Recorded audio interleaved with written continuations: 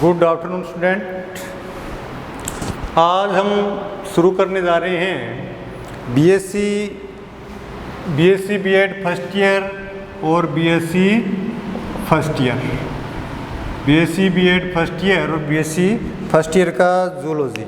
ठीक है, अब मैं आपको बता देता हूँ कि बीएससी बीएड फर्स्ट ईयर और बीएससी फर्स्ट ईयर में दो कॉमन्स बुक लगती हैं, लेकिन ये जो सिलेबस जो है ये थोड़ा बहुत दोनों में चेंज है। कुछ सेम टॉपिक हैं, कुछ है अलग टॉपिक हैं। जो सेम टॉपिक हैं वो हम बीएससी बीएड फर्स्ट ईयर और बीएससी दोनों का एक ही साथ करेंगे, और जो डिफरेंस जो टॉपिक हैं वो कुछ अलग अलग कर लेंगे।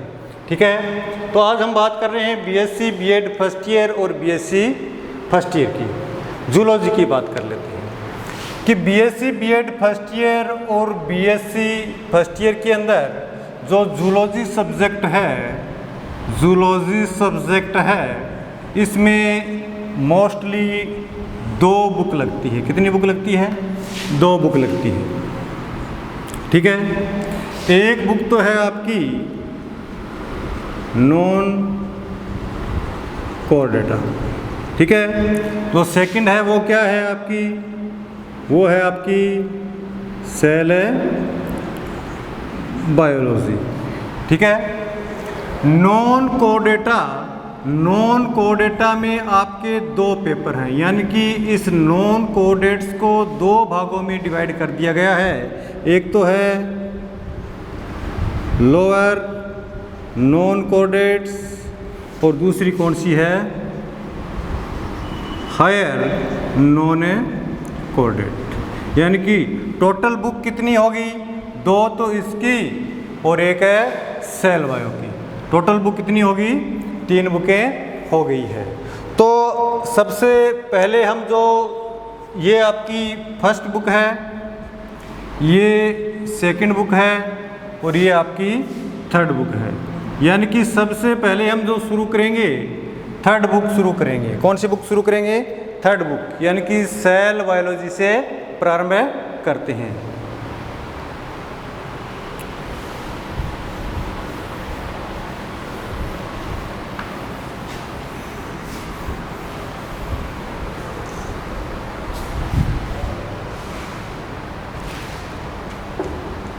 सेल बायोलॉजी क्या है? Cell biology. सेल बायोलॉजी को पहले साइटोलॉजी भी कहा जाता था। क्या कहा जाता था? साइटोलॉजी। लॉजी का अर्थ होता है स्टडी करना। लॉजी का अर्थ क्या होता है? स्टडी करना। जो स्टडी किसकी करनी है? सेल की। यानी कि विज्ञान की वह शाखा जिसमें कोशिका से संबंधित सभी कार्यों का अध्ययन किया जाता है, उस शाखा को ही, विज्ञान की उस शाखा को हम क्या कहते हैं? सेल बायोलॉजी कहा जाता है। सेल बायोलॉजी में कोशिका की मॉर्फोलॉजी, स्ट्रक्चर, बायोकेमिकल, बायोफिजिकल, जितने भी इससे जो फंक्शन हैं सभी का अध्ययन किसमें किया जाता है? सेल बायोलॉजी में किया जाता है। जो सेल बायोलॉजी, तो सेल बायोलॉजी की शुरुआत कहाँ से होगी? सेल बायोलॉजी की शुरुआत जो होगी वो कोशिका के खोज से ही प्रारंभ होती है। यानी कि सबसे पहले जो कोशिका की खोज है वो किसने की थी? कोशिका की खोज की थी रॉबर्ट हुक ने। किसने की थी?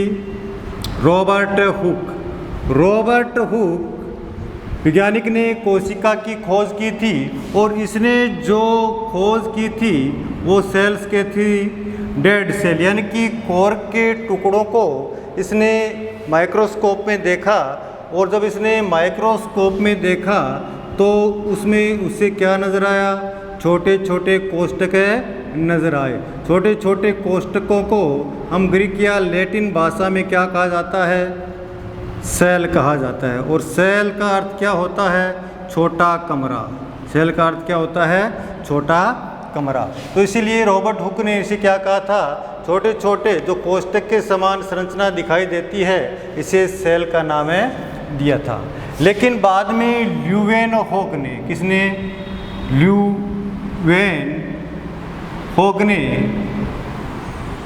स्पर्म का अध्ययन करके लिविंग सेल का अध्ययन किया, लिविंग सेल की खोज किसमें, शुक्राणुओं के अध्ययन के द्वारा इसने जो जीवित कोशिकाओं की खोज की थी। अब हमें पता है कि सेल क्या है। सेल सजीवों की संरचनात्मक, कार्यात्मक या मॉर्फोलॉजिकल इकाई होती है, यूनिट होती है, जो सभी कार्य सामूहिक रूप से या एकल सेल के द्वारा किए जाते हैं। इसे हम क्या कहते हैं, हम कोशिका कहा जाता है। अब कोशिका जो होती है, कोशिका के बारे में बहुत से वैज्ञानिकों ने अध्ययन किया है और अध्ययन के द्वारा इसे अलग अलग नाम से, अलग अलग रसायनों के नाम से इन्हें बताया गया है।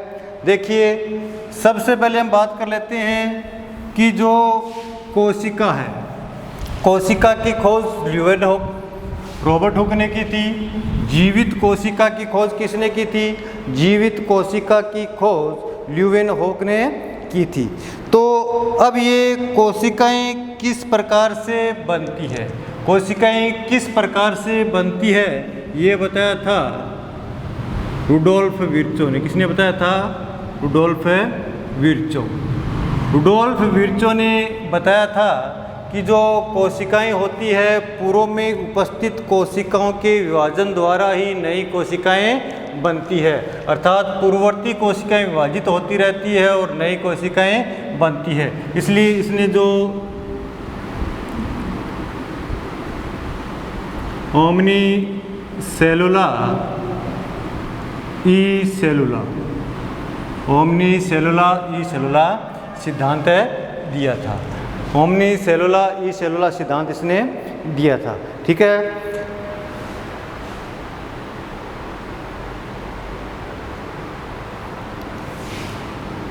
और फ्लेमिंग ने बताया था कि इस सेल डिवीज़न के द्वारा ही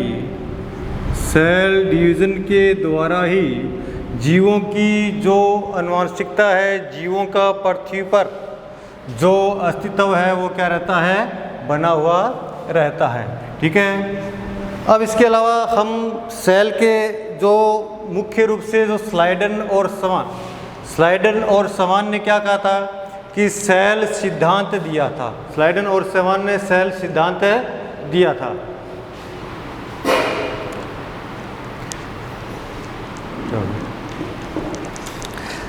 स्लाइडर और सेवान ने जो सेल सिद्धांत दिया था उसके अकॉर्डिंग देखिए, स्लाइडल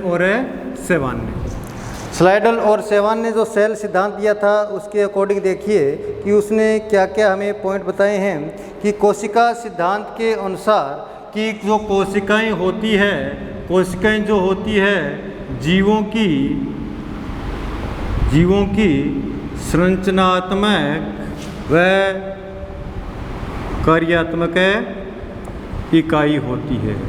कोशिका जो होती है वो जीवों की संरचनात्मक व कार्यात्मक इकाई होती है। कोशिकाएं जीवों की आनुवंशिक इकाई भी होती है। कोशिकाएं क्या होती है, कोशिका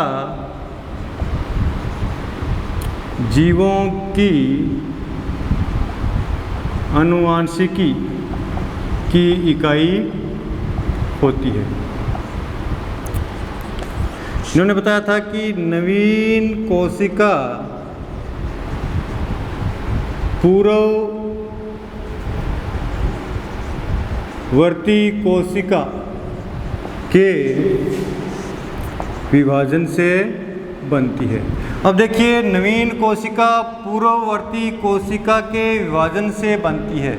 ये स्लाइडन और सेवान का सिद्धांत नहीं है, लेकिन इसको बाद में जोड़ दिया गया है। ये किसने बताया था, ये बताया था रुडोल्फ विर्चो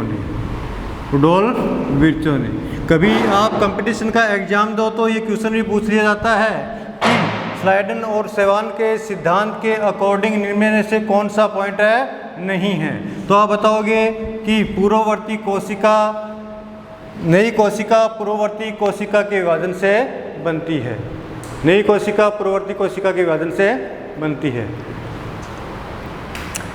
तो इसलिए ये सिद्धांत स्लाइडेन और सेवान का नहीं है, ये दिया था रुडोल्फ विर्चो ने। किसने दिया था? रुडोल्फ विर्चो ने। अब देखिए एक वैज्ञानिक है हेक्सले। कौन सा वैज्ञानिक है? हेक्सले। हेक्सले ने क्या कहा था? हेक्सले ने यह कहा था कि जो कोशिकाएं होती है वो जीवन का क्या होती है? सूर्य। हेक्सले से पहले आप हेक्सले और डुजार्डिन तो साइटोप्लाज्म में बात करेंगे, लेकिन उससे पहले कोशिका देख लीजिए।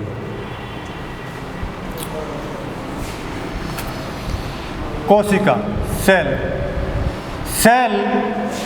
मुख्यतः दो प्रकार की होती है। कितने प्रकार की होती है? दो प्रकार की। कौन कौन सी? एक तो होती है प्रोकैरियोटिक और दूसरी कौन सी होती है? यूकैरियोटिक। यानी कि कोशिकाएं दो प्रकार की होती है, प्रोकैरियोटिक और यूकैरियोटिक। प्रो का अर्थ क्या होता है? ऐसी कोशिकाएं जिनमें कैसा केंद्रक पाया जाता है? प्रारंभिक केंद्रक पाया जाता है। कैसा केंद्रक पाया जाता है?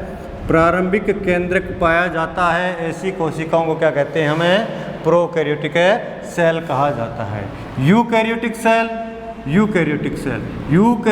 सेल का अर्थ होता है ऐसी कोशिकाएं जिनमें सुस्पष्ट क्या पाया जाता है? केंद्रक पाया जाता है। ऐसी कोशिकाएं जिनमें सुस्पष्ट केंद्रक पाया जाता है उन्हें क्या कहते हैं? हमें यूकैरियोटिक। तो कहने का तात्पर्य यह है कि प्रोकैरियोटिक ऐसी कोशिकाएं जिनमें जो केंद्रक होता है, केंद्रक के चारों ओर क्या नहीं पाई जाती है? न्यूक्लियस मेम्ब्रेन नहीं पाई जाती है। न्यूक्लियस मेम्ब्रेन नहीं पाई जाती है। सुस्पष्ट केंद्रक वाली कोशिकाएं, ऐसी कोशिकाएं जिनमें केंद्रक के चारों ओर क्या पाई जाती है? न्यूक्लियस मेम्ब्रेन पाई जाती है। यानी कि ये दो प्रकार की कोशिकाएं होती है और इन्हीं दोनों प्रकार की कोशिकाओं के द्वारा ही जीवों के शरीर का क्या होता है? निर्माण हो रहा होता है। तो ये प्रोकैरियोटिक सेल क्या होती है, यूकैरियोटिक सेल क्या होती है, इनके बारे में पढ़ेंगे। तो सबसे पहले देखिए कि कोशिकाएं क्या है। कोशिका क्या है? एक कोष्ठक है, एक है कमरा है। तो कोशिका के आधार पर यानी किसी जीव का जो शरीर है वो एक कोशिका से भी मिलकर बना होता है और बहुत सी कोशिकाओं से भी बना होता है। यदि जीवों का शरीर एक कोशिका से बना है तो ऐसे जीवों को यूनिसेलुलर जीव कहा जाता है। यदि जीवों का शरीर बहुत सी कोशिकाओं के मिलने से बना होता है तो इसे क्या कहेंगे? हम मल्टी सेलुलर जीव कहेंगे। तो ये यूनिसेलुलर मल्टी सेलुलर जीवों से यानी कि जो शरीर बना होता है वो किस प्रकार से बना होता है? एज सपोज कीजिए कि आपके पास एक घर है और इस घर में रहते हो।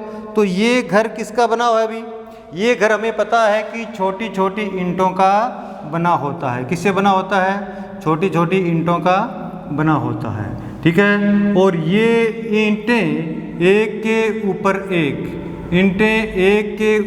एक व्यवस्थित तो होती जाती है और क्या निर्माण हो जाता है? किसी भी बिल्डिंग का निर्माण हो जाता है। उसी प्रकार ये कोशिकाएं करती है।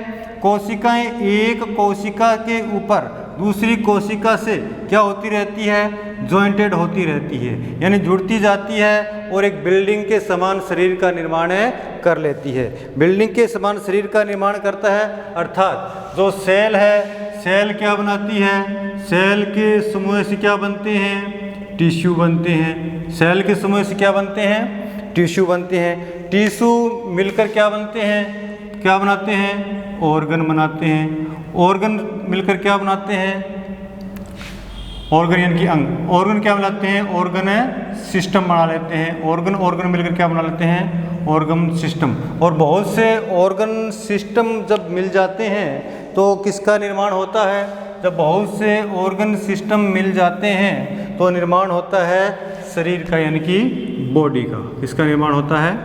बॉडी का। ठीक है, तो हम कहते हैं कि कोशिकाएं क्या है? कोशिकाएं एक सबसे छोटी इकाई है जो किसी भी शरीर के निर्माण के लिए आवश्यक है, और इसी कोशिका के द्वारा ही किसी भी जीव का जो आनुवंशिकी कार्य की जैव रासायनिक क्रियाएं संपन्न होती है। यानी कि ये जो जीवों के अंदर संपन्न होने वाली आनुवंशिकी जैव रासायनिक क्रियाएं जो होती है, जीवों में पाई जाने वाली कोशिकाओं का, संपूर्ण कोशिकाओं का ही क्या होती है? एक परिणाम होती है।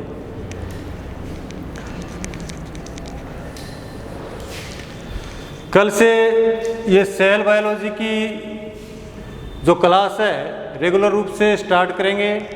ये आज का आपका स्टार्ट था, कल से इसका विस्तृत अध्ययन करेंगे और फर्स्ट यूनिट से लेकर